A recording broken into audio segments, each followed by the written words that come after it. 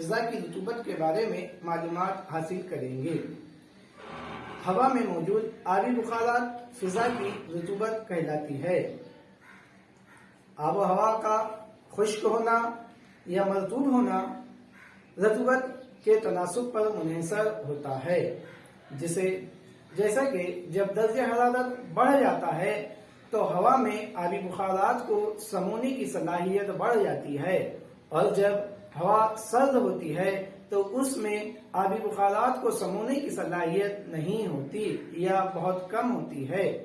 جب ہوا میں آبی بخارات کو سمونے کی صلاحیت ختم ہو جاتی ہے تو اس ہوا کو سیر شدہ ہوا کہتے ہیں، جسے آج ہم تجربہ کر کے سمجھنے کی کوشش کریں گے۔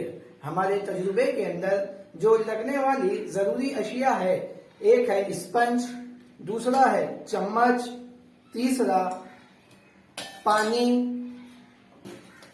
چھلنی اور ٹرے۔